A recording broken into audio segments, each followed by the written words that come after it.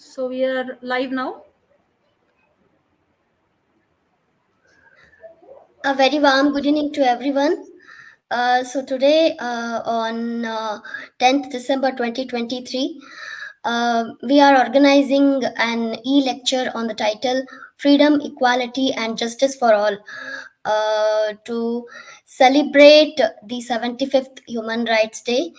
And today's our resource person is Nikitin, Contractor, Director of uh, Farmaji Ishan Skill Development College, Gujarat. We are glad to have you on the platform of the history enthusiasts, sir. We are blessed to have you in celebrating Human Rights Day, particularly in this century. It is very important to spread awareness about the human rights among the people. I'm glad that you accepted our invitation to give the lecture on the History Enthusiast platform.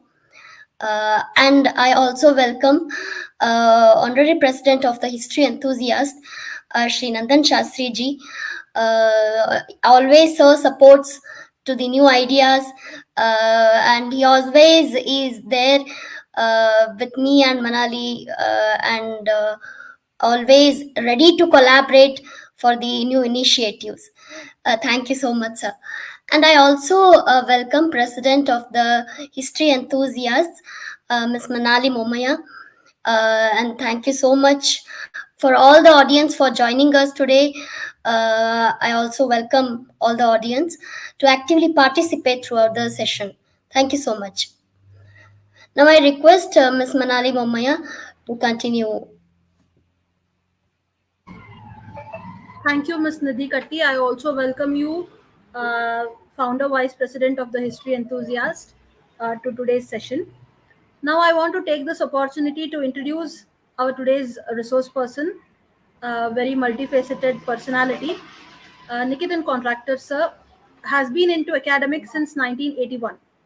He started his career as a teacher in economics at Maharaja Sayajirao University, Vadodara. After completing his Bachelor of Commerce as well as Master of Arts in Economics from the same university. But after doing his post graduation study at Andrews University, Michigan, USA, he shifted his focus from academic training to skill based trainings.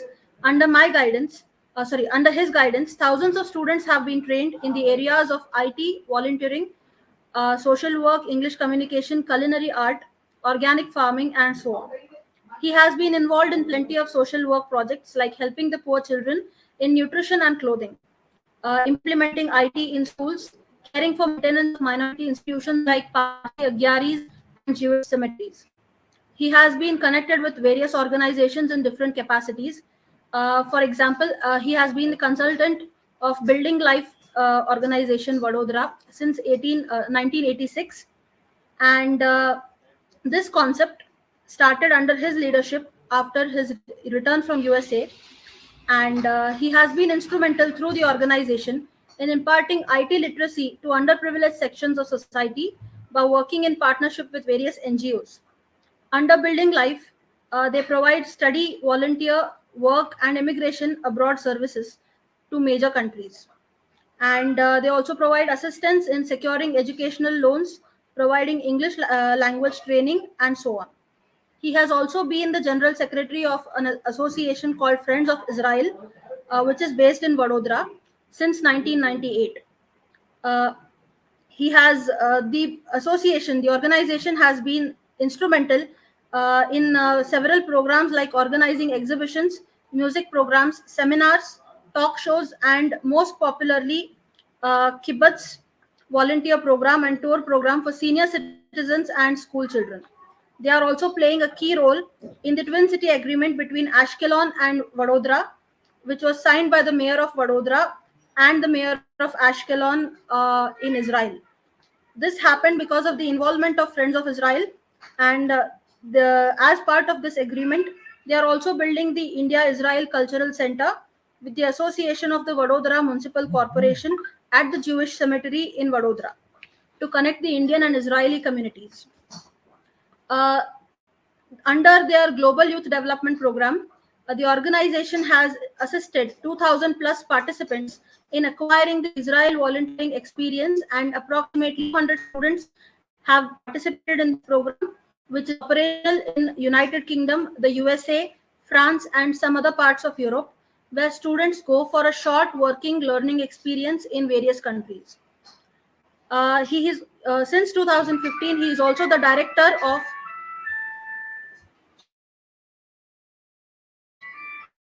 He is also the director of Faramji Ishan Skill Development College, Vadodara, which provides language training, information technology, training in information technology, culinary arts, cafe shop training, personality development, fashion designing, caregiving, organic farming, and water management.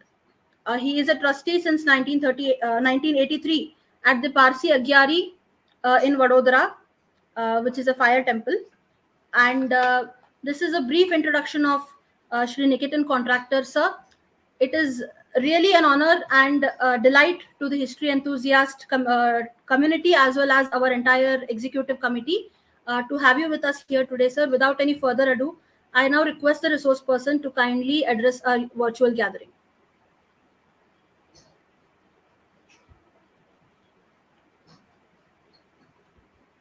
Sir, you are on mute. Kindly unmute yourself.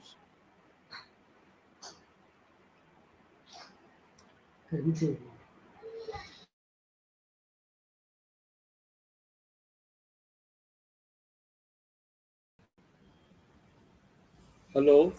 Now, can you hear me? Yes, sir. You are audible now. Yes. Okay. Well, at the onset, let me thank the history enthusiast Manali, Nidhi, and our friend Nandan Shastri for giving me this opportunity to make a presentation on this very day of International Human Rights Day.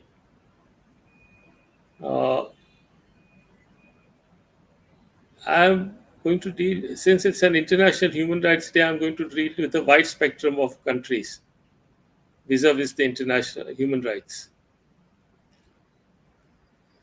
I have divided my presentation of 35 minutes or a bit that much on Iran, Arab countries, India's neighbors, that is Pakistan, China, Burma, Myanmar, Tibet, and all that, Southeast Asia, African countries, Europe, Latin America, India, USA. Then I'm going to deal with the Israel-Hamas conflict and Russia-Ukraine conflict.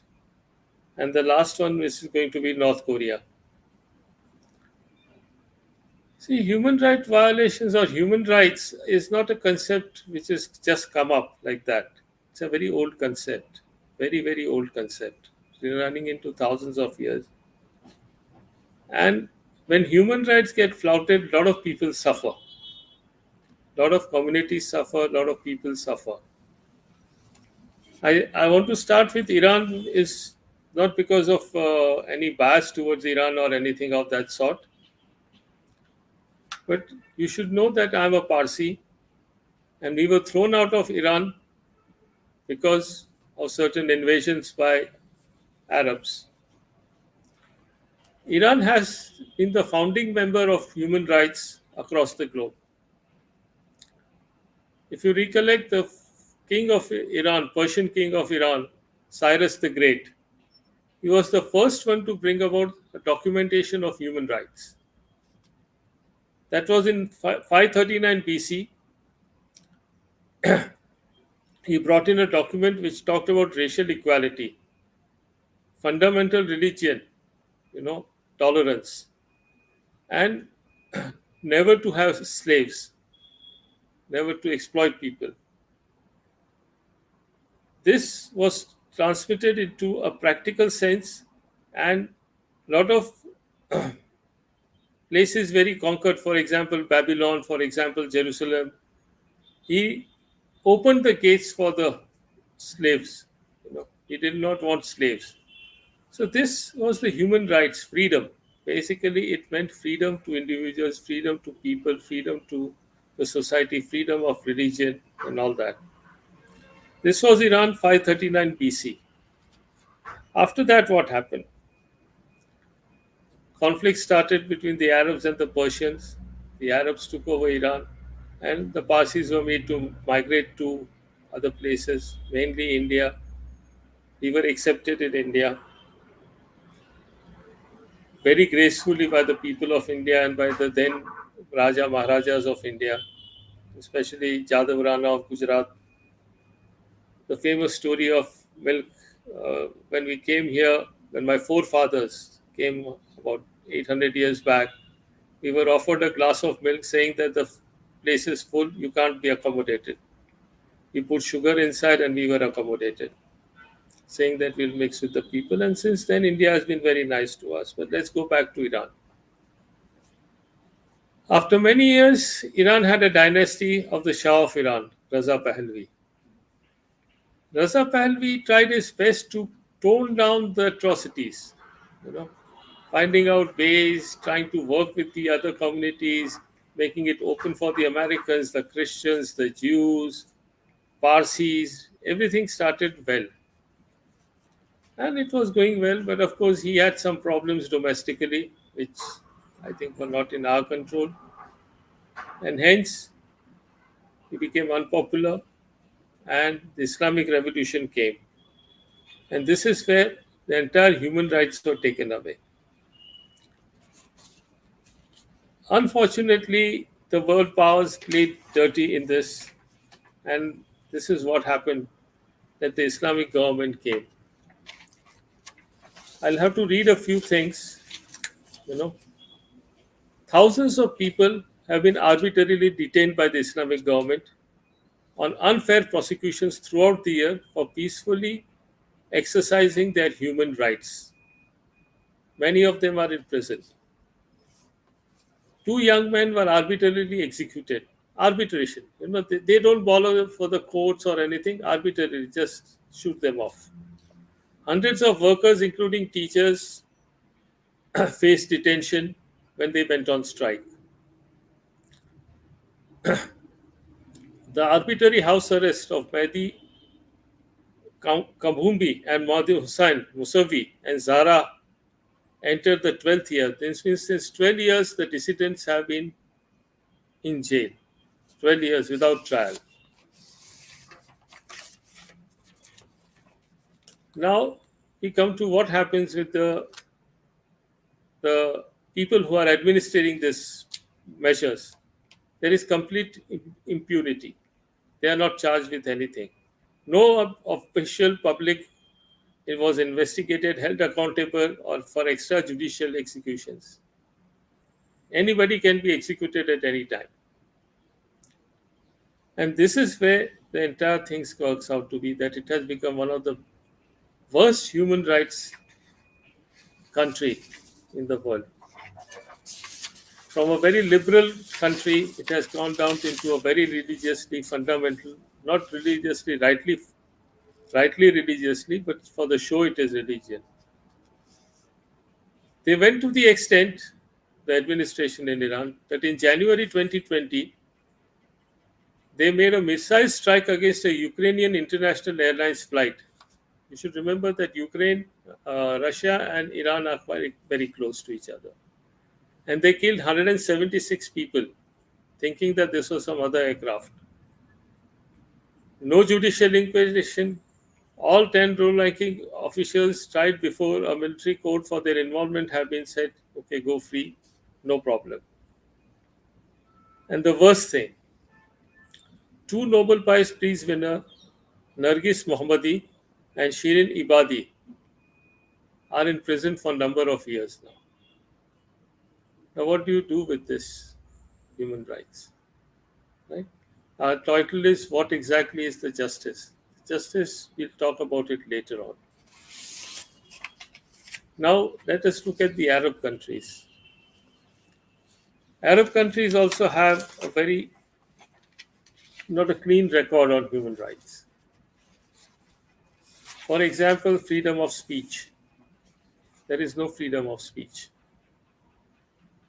You can only speak for the governments. An old joke in Syria is that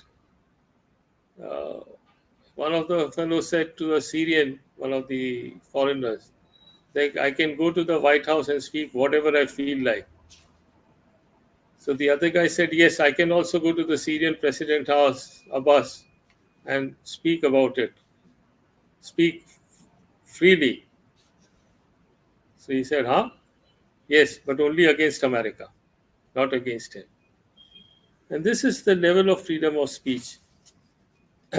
And this is cutting across all the countries, including Egypt, Bahrain, Kuwait, Iran, Saudi Arabia, Morocco, United Arab Emirates, and Tunisia. You speak anything against the government, you have problems coming up. Freedom of religion, yes, there has been changes. Let's not look everything negative in the Arab world. You are allowed to have your religion practices, whether in Dubai, Qatar. Now even Saudi would be allowing it shortly, and other places. Even Kuwait has adopted a measure which says that there is a freedom to religion. So that's something which is coming up. But then comes the capital punishment law in Arab countries, Sharia law, hand for an hand, leg for a leg, eye for an eye. And this is not the convention which United Nations talks about. Gandhi said, an eye for an eye will make the whole world blind. And this is what is the Arab countries' capital punishment law.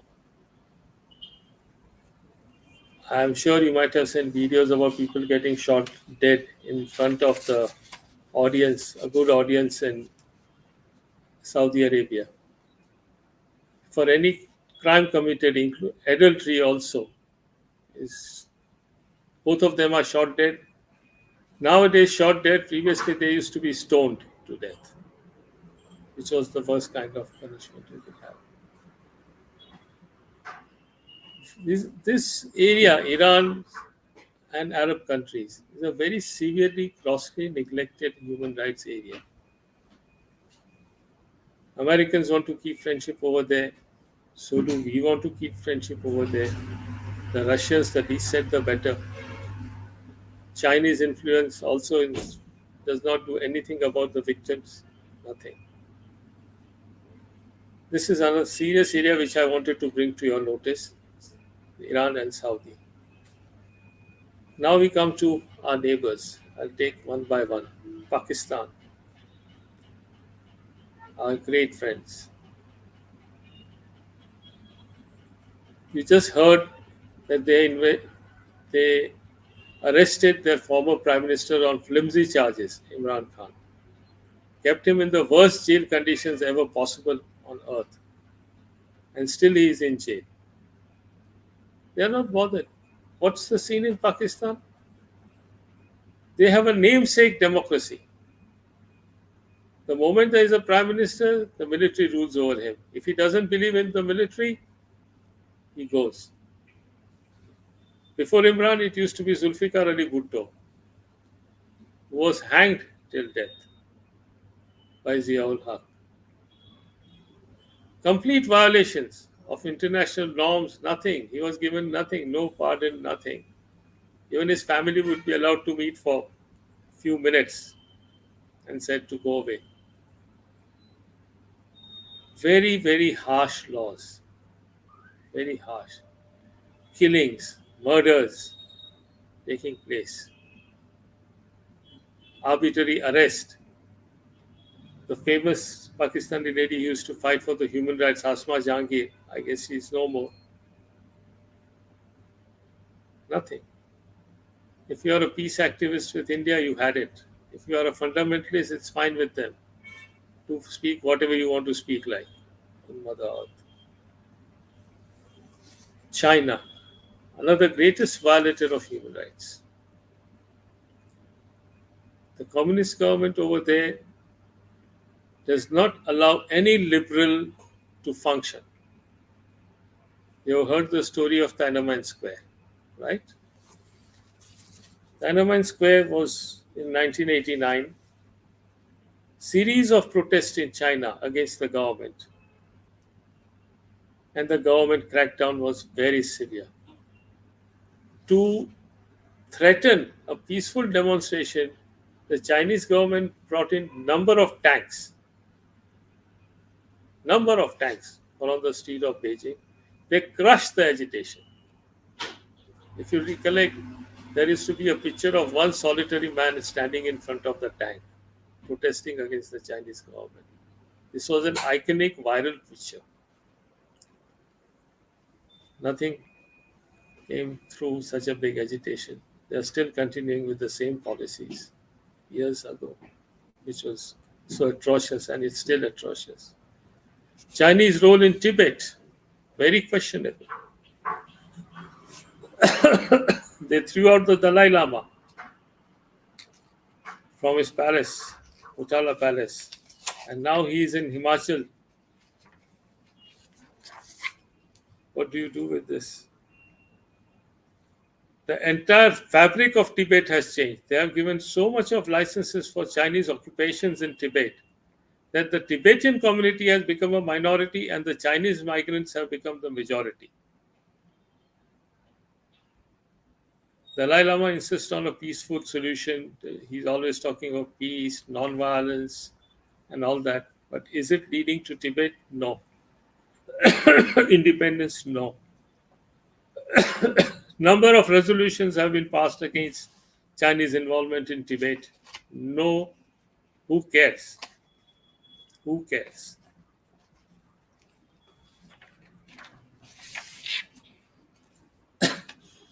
They just keep on acting against the Tibetans. Arbitrary arrest. Few years back, there was a massacre in Tibet. Massacre in Lhasa. Thousands of monks came out on the streets in favor of Dalai Lama. What did they get? Bullets. Ruthless regimes. Ruthless regimes. So again, this is an area which is we have to take note of. The Chinese have done a lot of other things, which I think the list is endless. And hence I go down to, before I go down, I will talk about the torture in Chinese jails. Tremendous torture. Inhuman conditions. Like in freezing conditions, you're supposed to just walk naked, just with a pajama and nothing on the top. Before I go to the next country, I would like to remind that China has even killed thousands of Muslims, and they do not prevent Muslims from going. They do prevent Muslims going to the mosque. The mullahs over there are not allowed to speak what they want. It has to be scrutinized by the Chinese officials, and then only. And there is a back conversion going on, forcible back conversion. That if you are a Muslim, come on, you become a Buddhist or whatever like that, or you start not believing in God. Very strong government bloggers. Now we go to Burma.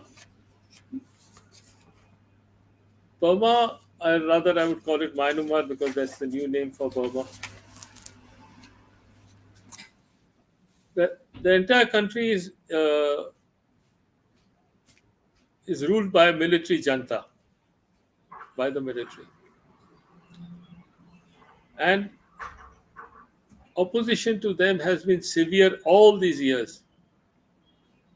Aung San Suu Kyi, their leader in opposition, who for some time became prime minister, stayed in India for a long time as a dissident, went to America, got educated in England and all that. Nobody is bothered. No one is bothered. She's in jail, house arrest for a number of years. Then because of a lot of international pressure, she came out. Again, they put her in jail. And then the treatment given to Rohingyas Muslims, they have to run away from their migrations. Human rights violations leading to migrations. They are in India. We have our own problems not accepting them or just keeping them aside. You can imagine what must be the plight of the people who run away with just their clothes on. My great-great-grandfather used to tell, and the message is passed on right up to me, that we came wearing one sadra. Sadra is the interside, and pajama for a number of months in the ship to reach India. Violations of human rights. This is what people suffer. So this is how things are working on this side. It's sad.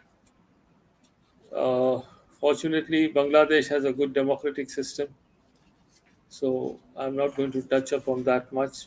Of course, they would have some problems with the Hindus over there, but overall, I must compliment the government in Bangladesh that they are handling the situation very well indeed, excellently. From Southeast Asia, Vietnam, and Cambodia. I can't deal with the whole world, so wherever I find that there is a gross misuse of human rights ethics or human rights charters, I am bringing out those countries. Vietnam. If you recollect, Vietnam was ruled by Americans for a long time and by the French for a long time. They took independence and as you know, that the Americans left Vietnam, and there was two Vietnams at that time, North Vietnam and South Vietnam. They became one, and it's now called Vietnam. For whatever the Americans were accused of, the government did the same. Killings, tortures, no opponents, complete dictatorship, treating people like slaves, heavy-handed attitude, iron-fisted attitude. Again, they have not been able to do much on this.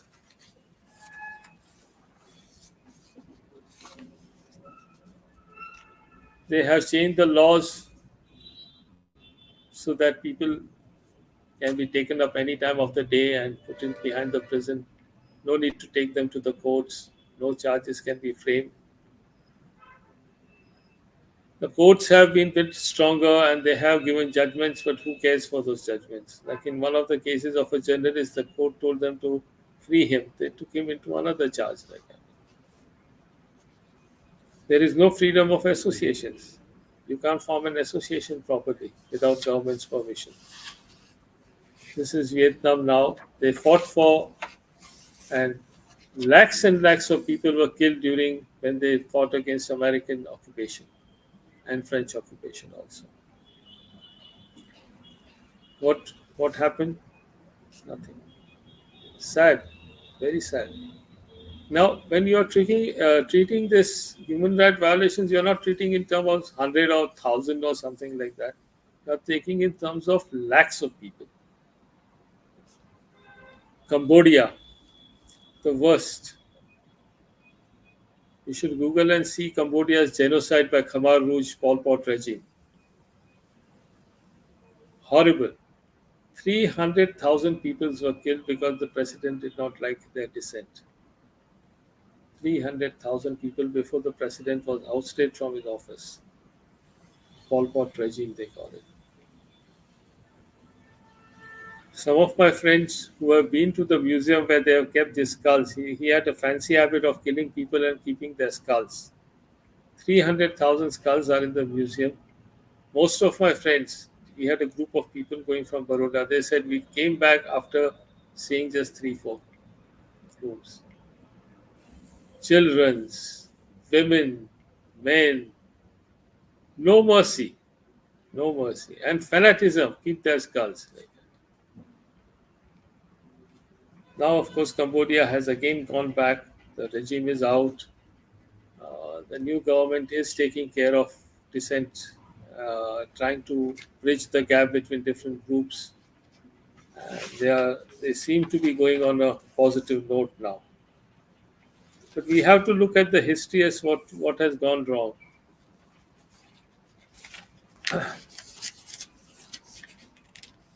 So now we go on to another continent where human rights have been slashed apart, except for a few islands of freedom.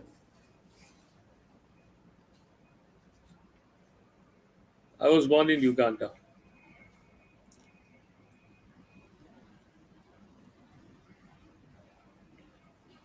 You could never speak against any president. I remember I was very young. I mean, obviously, in my school days, I'd gone revisit Uganda. And there was a President Obote over there. Clear cut warning from my grandfather, okay, please don't make any fun of Obote anywhere in Uganda. The police will catch you and put you in jail. That's it. Obote was thrown away in a coup by military and Idi Amin came. The most atrocious rule in Africa was Uganda. Again, a fanatic killer must have killed almost lakhs of people to maintain himself in power, yet had to lose power. And again, Obote came. The Africans thought, the Ugandans thought that he must have improved in isolation. He became worse than that. So they removed him somehow in a sort of a revolution kind of a thing. And they have put in another person called Museveni, lifetime president. Nobody can remove him. The parliament there has given him the title of lifetime president. Nothing can happen to him.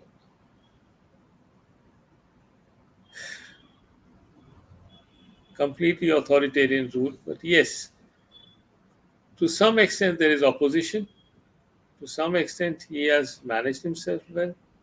There is freedom of religion, which Amin had taken away and Obote didn't do much about it. The Indians, a lot of Indian migrants over there who are doing business and working over there are allowed to practice. There's a good temple over there and all that. Even the Muslims are allowed to practice. So freedom of religion does exist. That is something good. Freedom of speech, question mark. Now, if you look at the entire African continent, I just gave one example of Uganda. But like look at Congo, Tutsi, the local warfare between the various communities. Lakhs of people killed. Lakhs. Hutsis and Tutsis. Fighting for political power. Political power. And killings of anybody who comes through in between. So is the Nigerians. You have taken abductions of hostages. Nigerians are used to this for a long time. Boko Haram. They just take away people and then they bargain with the government or private sources. Complete killings. Rampage corruption. And they are surviving as a nation, but what's the use of surviving as a nation when you have a nation like this? But there is one hope which has come up from struggles. That is South Africa. Namibia. South Africa fought for freedom under the leadership of Nelson Mandela. Why it didn't go into the other countries also fought for independence, they got it and they messed up. Why didn't South Africa do that? It's because of the magnanimity of Nelson Mandela. When Nelson Mandela came to power after 27 years in jail, he told the blacks, don't put the whites, don't fight with the whites, don't kill the whites. National Reconciliation Commission. He did wrong, you say sorry to the black man. The black man also did something wrong to a white man, say sorry to them. A reconciliation commission. And that saved entire South Africa. There may be few areas where it may not be working yet, but in 95% of South Africa it is working. And this is the brilliance of Nelson Mandela. We didn't have Nelson Mandela everywhere. So you have violations. Still, democracy is coming slowly, surely in some of the African countries. And I'm sure over a period of time, things would be better for them.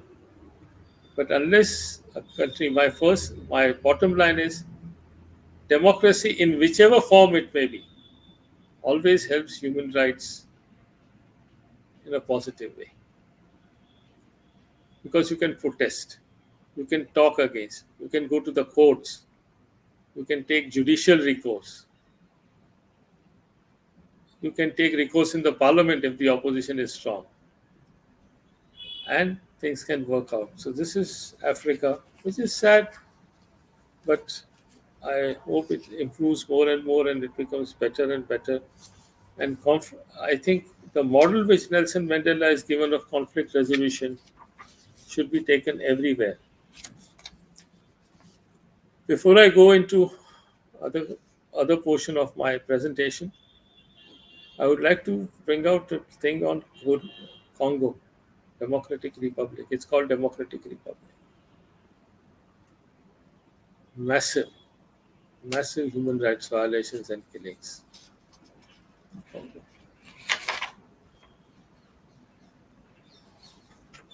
Before I go to India, I would like to go into the Europeans thing.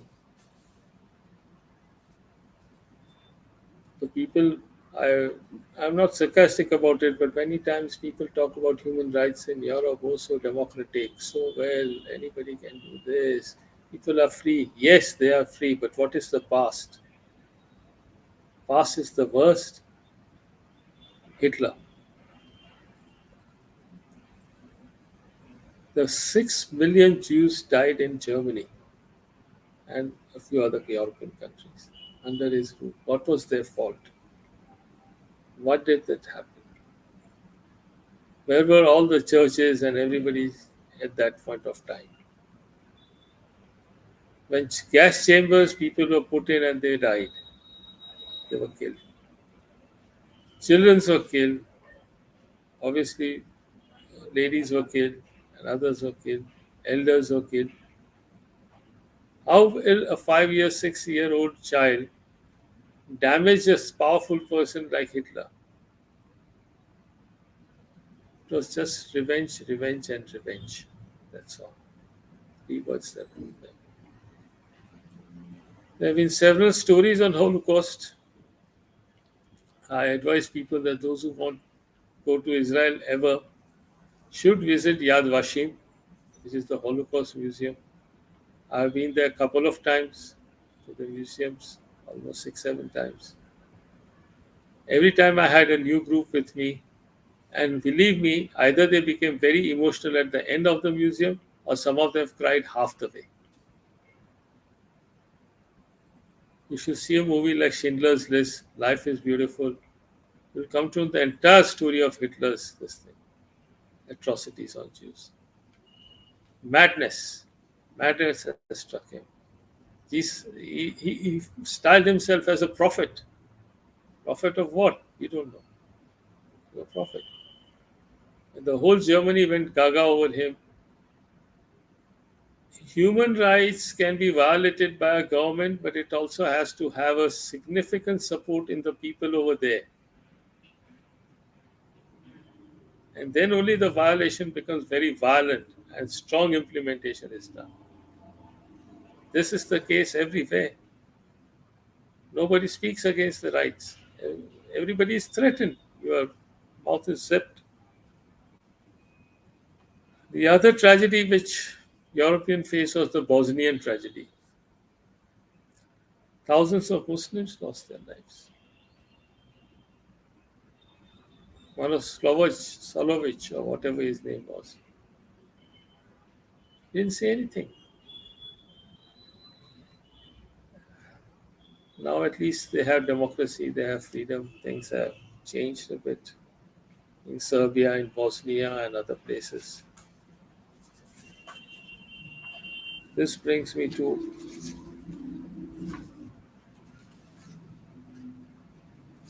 the Latin American countries. I'll just be taking 2 cases in Latin America. One is Cuba. Basically, Latin America has a problem. Human rights are not on the priority. Violence is there. People who come to power want to eliminate the rivals and a lot of other things. But let's look at first one is Cuba. Fidel Castro, a hero globally, the worst perpetrator of crime in Cuba. Arrest people, throw them in jails. No business is allowed. People only have to do whatever he tells them to do and things, stuff like that. Now his brother is ruling, but nothing much has changed. They just want to be the same. Thousands in jail, no appeal, no dalil. Sida jail. That's it. That's Cuba. And the other one which I'm going to tell is with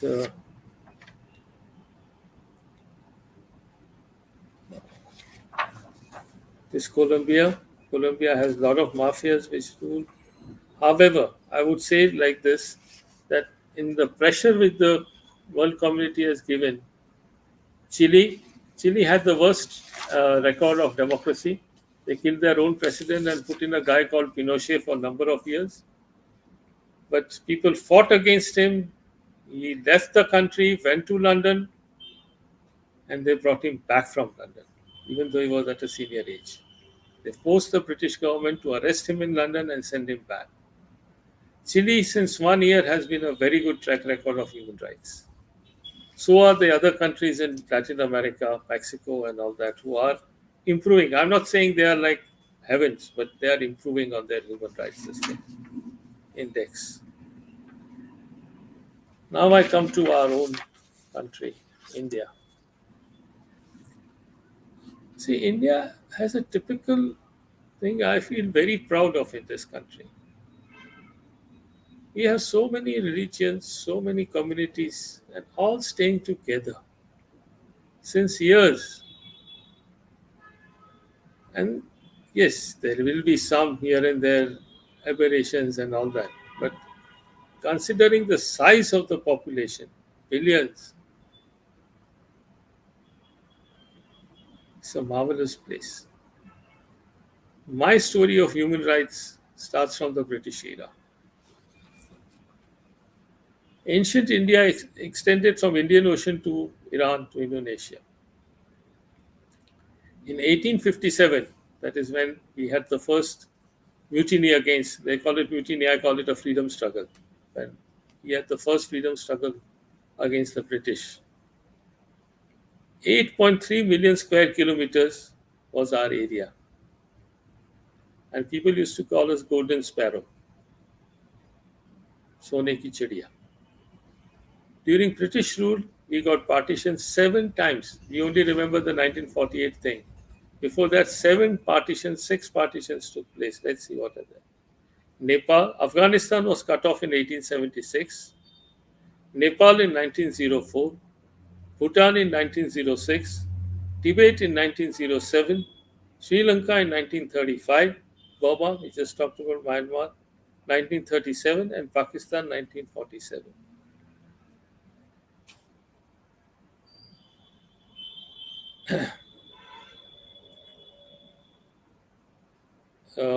Cities' names were also Kandahar, which was based on the Mahabharata, this thing, not Kandahar, which is it's called now. Who did this? The British. 1876, a treaty was signed between Russia and Britain to cut off Afghanistan from India.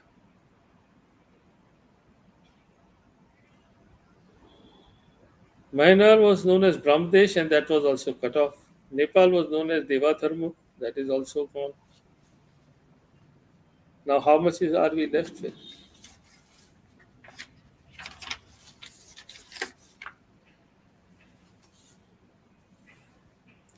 The birthplace of Lord Buddha was Lumbini. Nepal was known as Hindu Rashtra Nepal. The king of Nepal was called Nepal Naresh.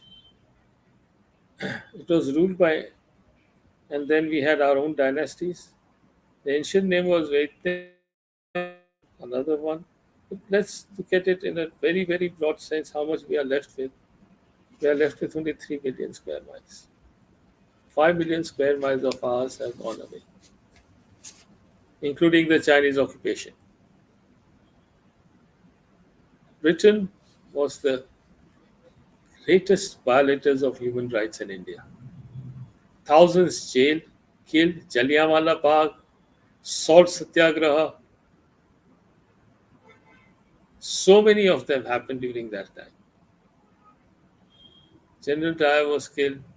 General Dyer killed thousands, lakhs on that day, just for meeting at Jallianwala Bagh. 1948, we became independent. Huge hopes of democracy, and truly so. For a number of years, democracy was in its true tradition in India. Whatever people might say about Nehru, but Nehru was a democratic prime minister, elected democratically and loved by the people. Maybe segments like some fellows do not like him. It's fine. There was democracy. You had your seats, we had our seats. Came Lal Bahadur Shastri, human rights again, very well managed, no complaints. Then came Mrs. Gandhi. She was okay for some time. In 1975, a court ruled that you cannot be the prime minister anymore. And she became violent and dropped in the emergency. This was the first human right violation after British had left. Thousands again in jail, dark days, no trial, nothing. Maintenance of Internal Security Act, MISA. Horrible time were there. My family suffered. My father was arrested. So many other families suffered. For us, it was okay because we had a good amount of backup. But there were some people who were running end to end, difficult to meet ends. And this is what happened. I don't know how many of you know, but emergency was one of the saddest implementation of a legislation of emergency powers, just to save the Prime Minister. Very sad it was, very sad, 1975. But India is a great nation, I tell you. 1977, she declared elections. She and her son thought they are going to get 80% seats, not 51, 80%. People swept them off. Silent revolution. No violence almost. Silent revolution swept her off from the power. 1977. Another person came. Strong legislations were adopted that the emergency cannot be reinforced again.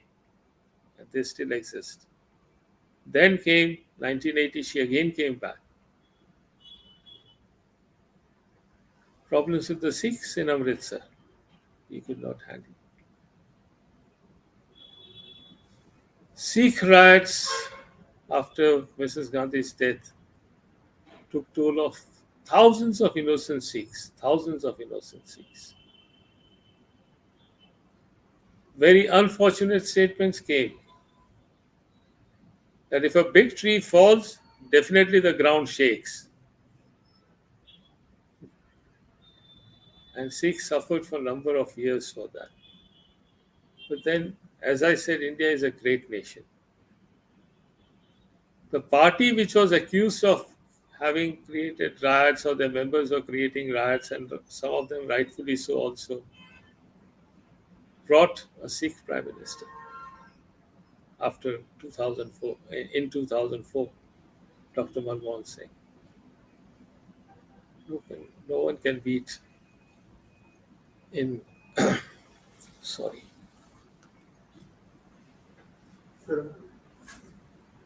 Sorry, I needed some coffee. No one could beat this. Unfortunately,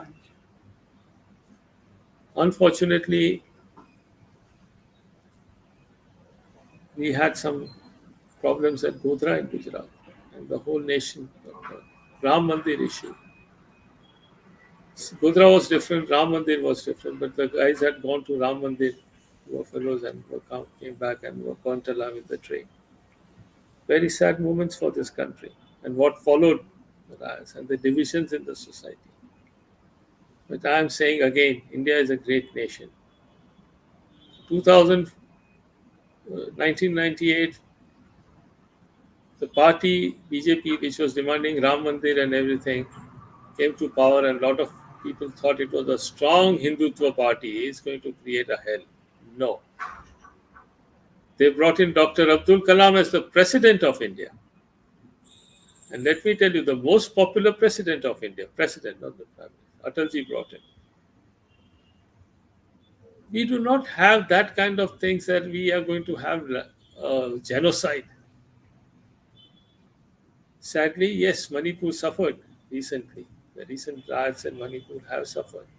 People have suffered over there. I'm not that acquainted with those riots, and hence I would not like to talk about it much at this stage. But I can say that any riot is a disaster, no matter which community you are. If one goes here, two go there, one goes here, and who die? The most innocent people die. I always have this very peculiar example of my doctor. When Americans suffered 9/11, that very next day I had gone to my doctor for a checkup. There was a Muslim person coming out from his consultation room. I wished him hello. And I went into the consultation room. After some, he said, no, nothing serious, everything is normal and all that stuff. Then we started talking. So I asked him, what do you think are the repercussions of 9/11? He said, who went outside the room just now? I gave his name, Naeem Bhai. How is he? I said, he's a nice guy. He said, he's an innocent cow. A very innocent man. But 9/11 is going to be worst for him, and all those fellows who did it will run away. Victimizations of wrong people with wrong terrorist activity. That's another enemy of human rights, terrorism. And hence, before I go into the Israel-Hamas and Russia-Ukraine sections, I would like to go to USA also. Maybe today, USA can proudly say that after 200 years, we had a black president, Barack Obama. But how did he come? What does Martin Luther King done? Who shot him dead? Who shot John F. Kennedy dead? What was the plight of blacks then? Even today, during the time of Mr. Trump, thank you. During the time of Mr. Trump, so much of violations on blacks.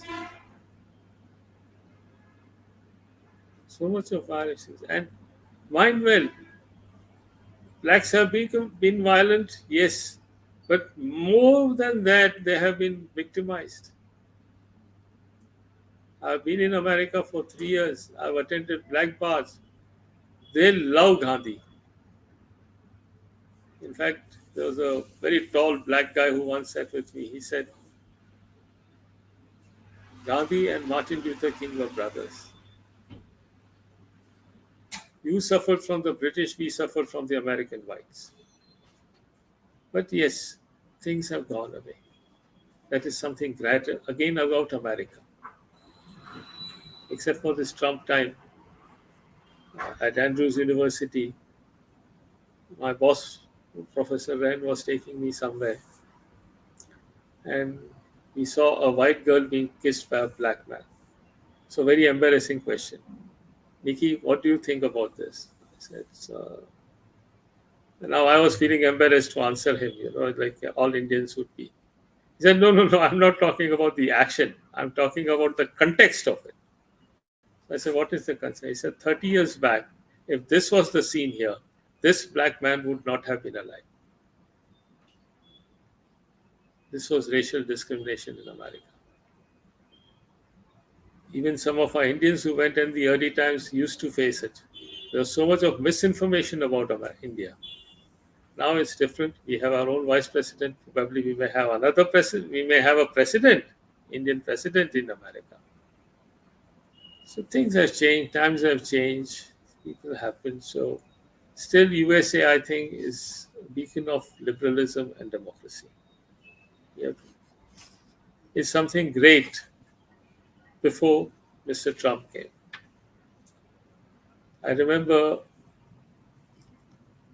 when Obama was standing in elections, Clinton was supporting him in the speech. So he very clearly said that the Republican candidate, McDermott, I don't remember exactly his name, is a nice man. He's more patriotic than us because he took bullets in the war in Vietnam for United States of America. We differ with him on policies, don't differ with him on personalities. And that man was so proud, he was so pissed off when Mr. Trump took the captaincy of Republican Party that in his will he wrote, he was a senator, for his whole life he was a senator. He wrote, "When I die, Mr. Trump should not visit me." This was his arrogance. This was his firm faith in the values of democracy. Right? So this is what America is, and then we come down to the section which is now a very hot section: Ukraine-Russian war, Israel-Hamas war. See, nobody likes war. War is detrimental to human rights. Nobody likes war. Why did the Russian and Ukraine war happen? Because of expansionist attitude of Russia. Putin has not been able to digest that defeat which they had and where they lost nations. He wants expansion. He wants to go near Europe. The Europeans want a buffer. And in the whole game, people in Russia are getting killed and the Ukrainians are getting killed. The Indian government stances of neutrality, which is okay.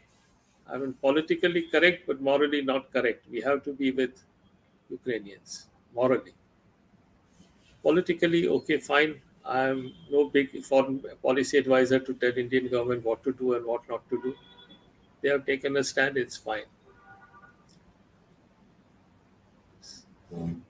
Israel-Hamas war, where one of my association is said Friends of Israel. Obviously, I have a lot of friends in Israel.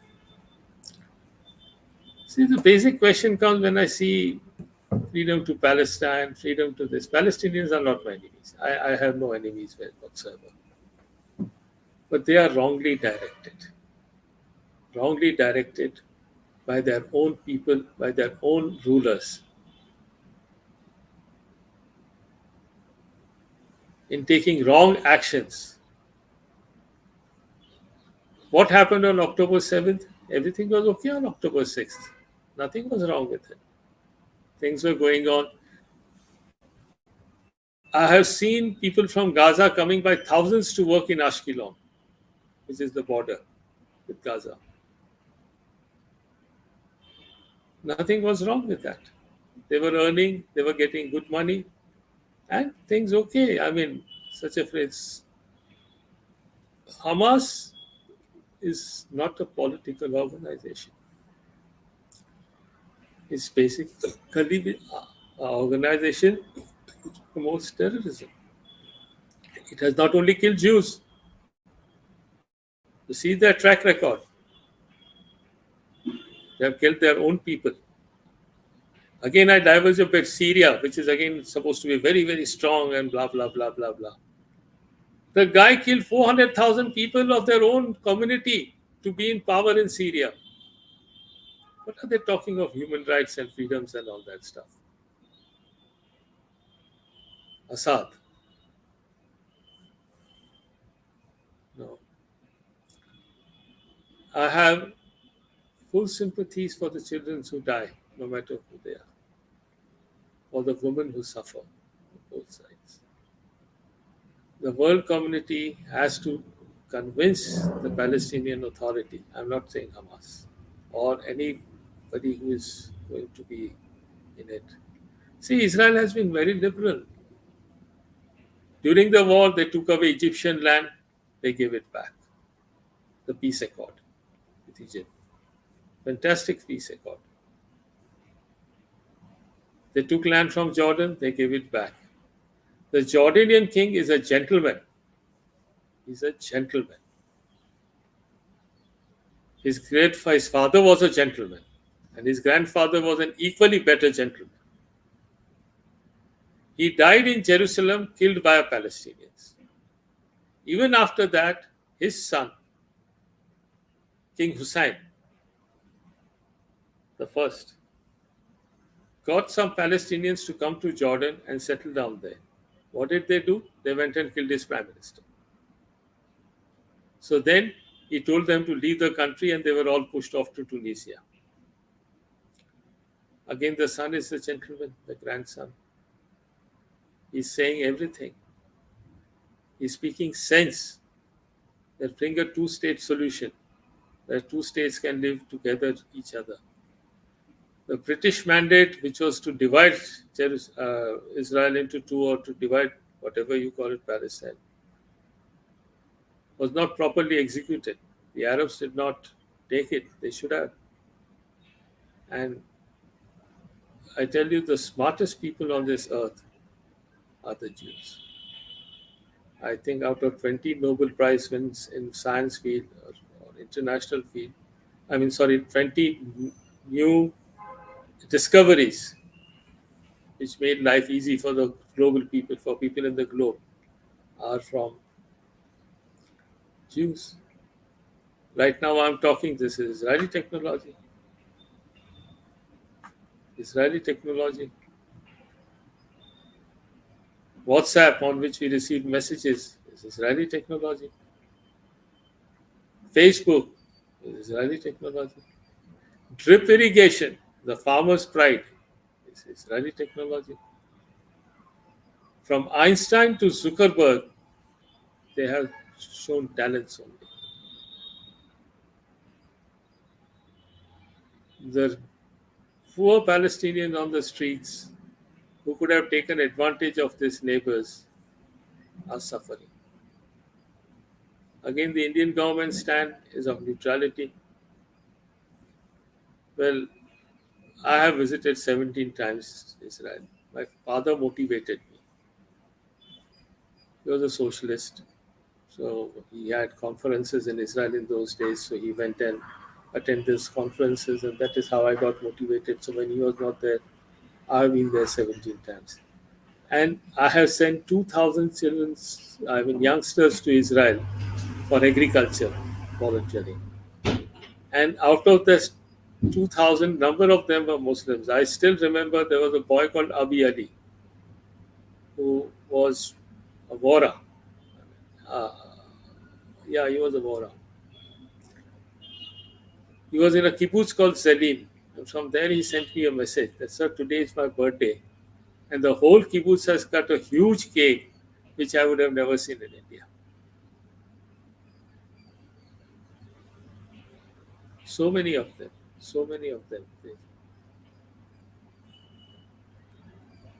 Creation of incidences like 9/11, 26/11, October 7, divide the society, which is very dangerous for humanity. Very dangerous. Even some other incidences, I would say, like Manipur, to some extent, even Ram Mandir had divided our society. But then, as I said, India is a great nation. We may have had wars with Pakistan, but we have cricket matches with Pakistan. We may have had encroachments from Pakistan, but we have hockey matches with Pakistan. And music.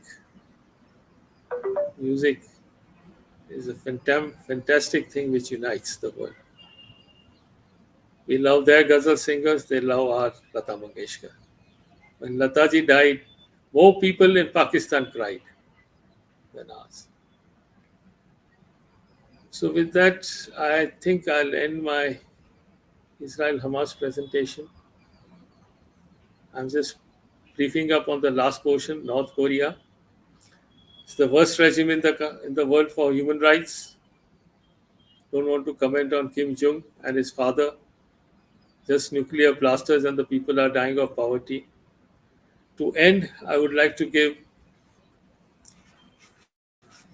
my thanks to the peace lovers of the world, the peace leaders of the world, my own Mahatma Gandhi, my own Yitzhak Rabin of Israel, Martin Luther King, whose monument I have visited thrice in America, Yitzhak Rabin many, many times, Gandhiji's also, and of course, Anwar Sadat of Egypt, who sacrificed his life for the peace process, and of course, Nelson Mandela, Swami Vivekananda.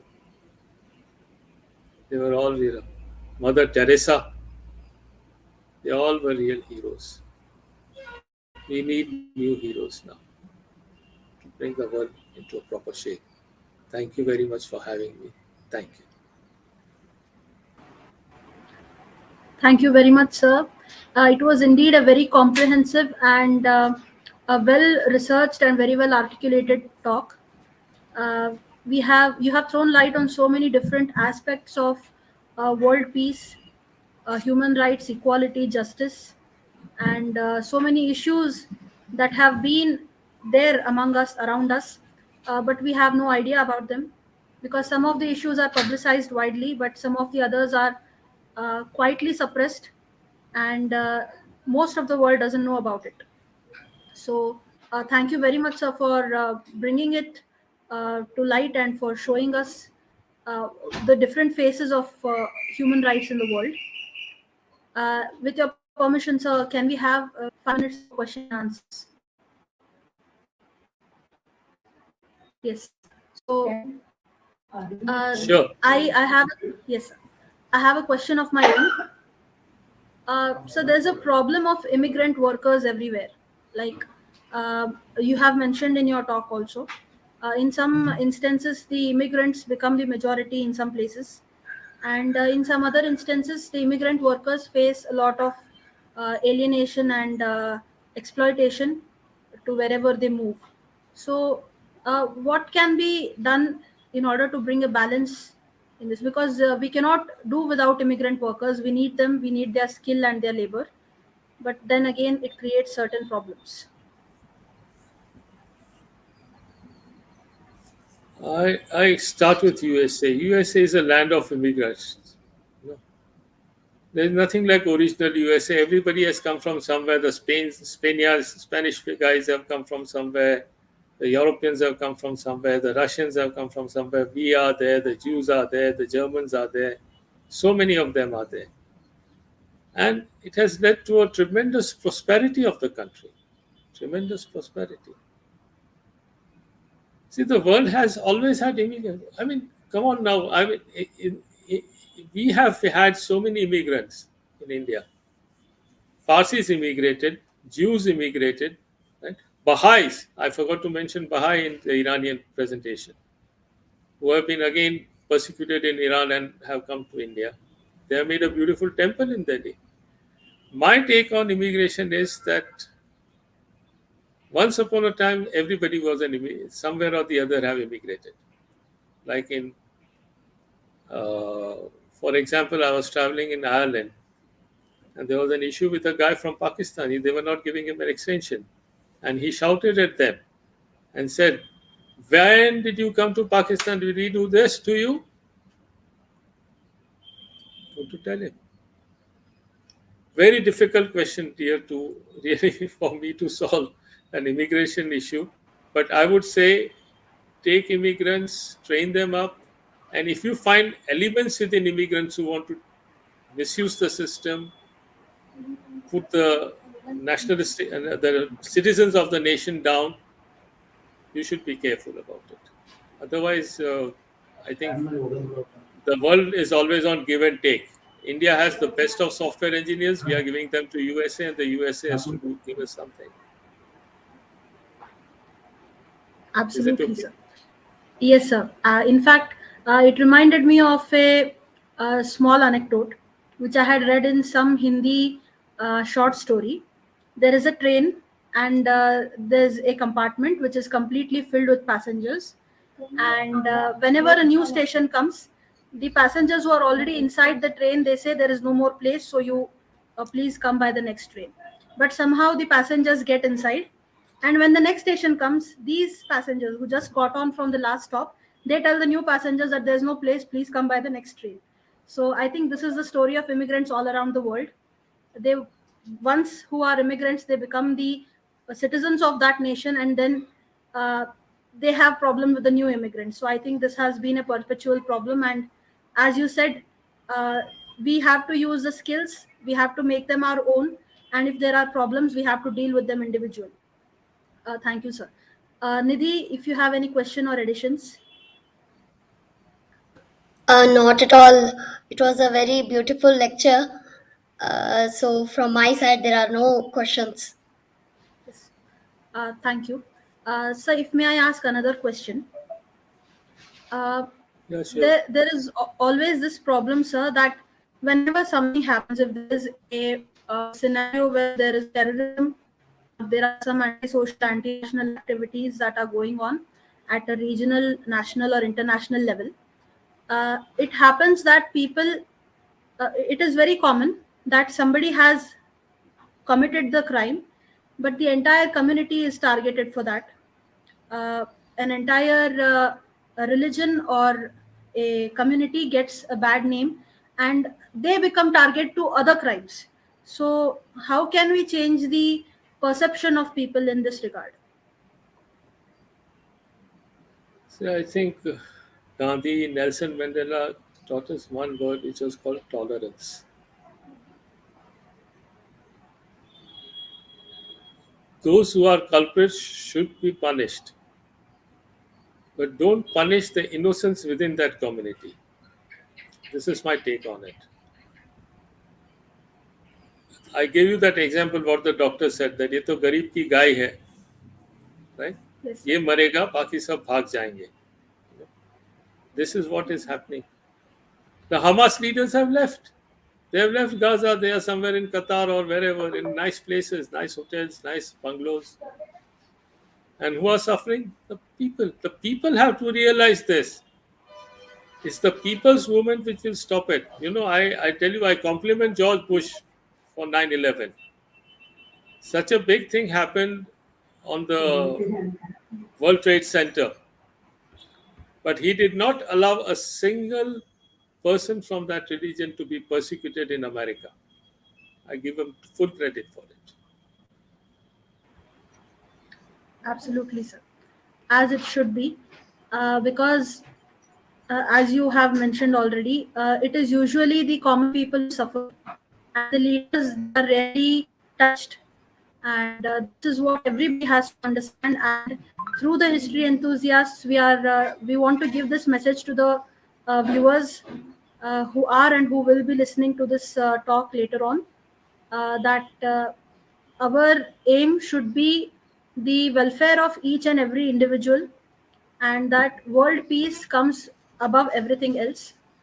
And of course, there will be some breaches here and there, but we should not focus on the only on the negatives. We have to find out the positives, and we have to live with that. So with this, we have come to the end of the question and answer session. I now request our honorary president, Shri Nandan Shastri sir, to kindly address the gathering.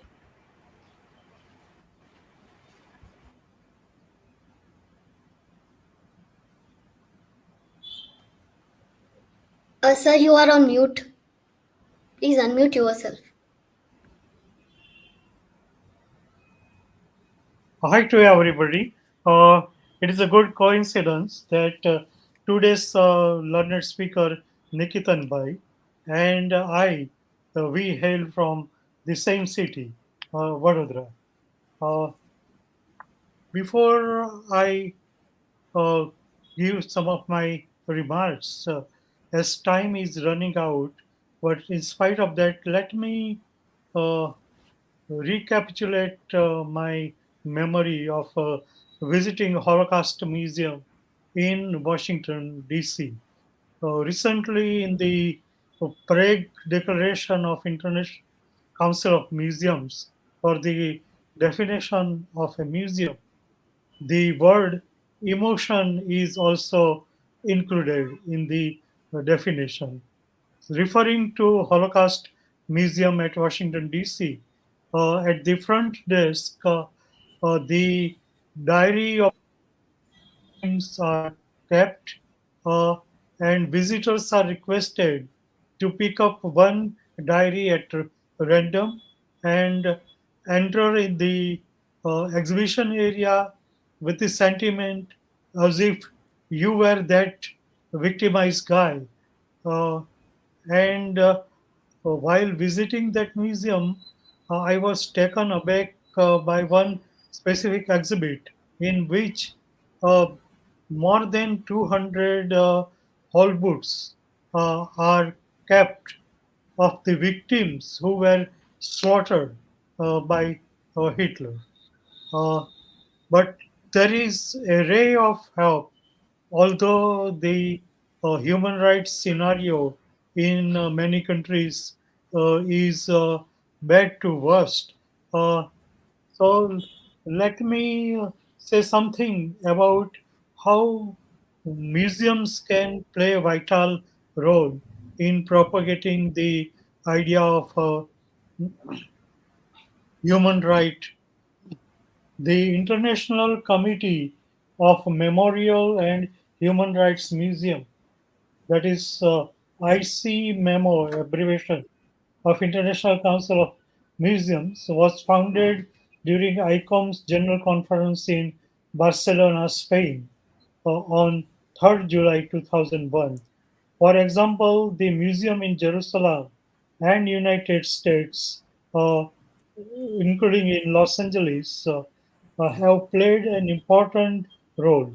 Few museums incorporate human right perspectives into their planning or across their areas of activity, and the basis of museums' decisions, their visions, missions, programming, decisions, and management is often untransparent.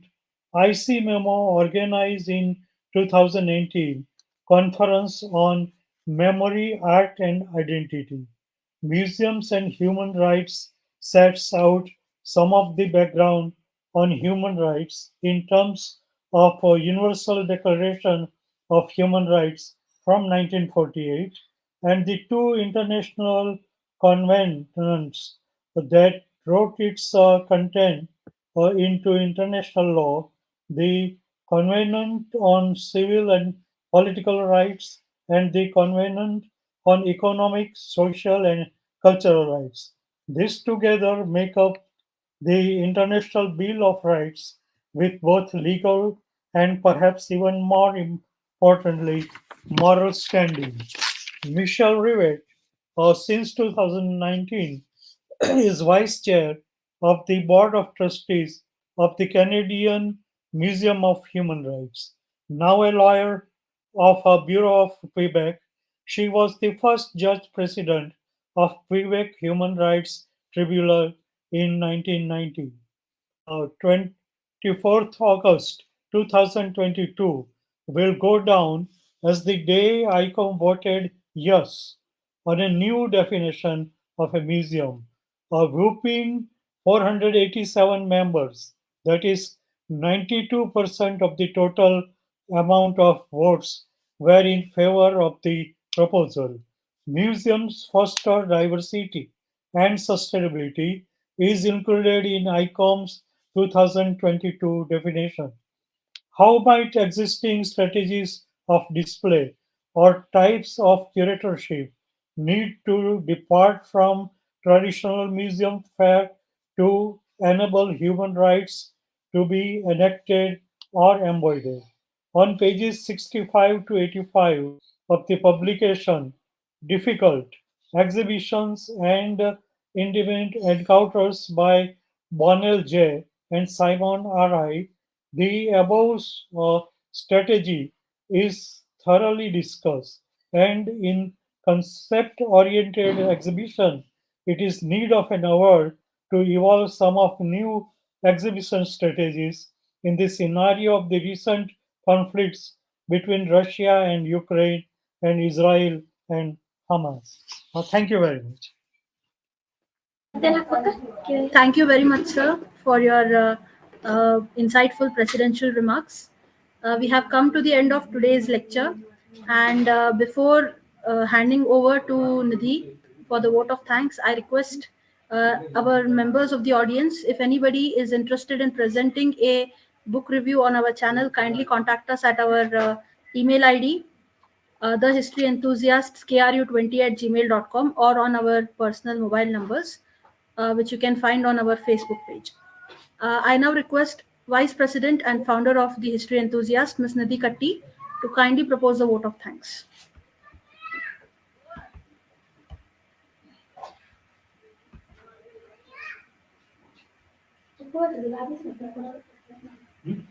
Nidhi?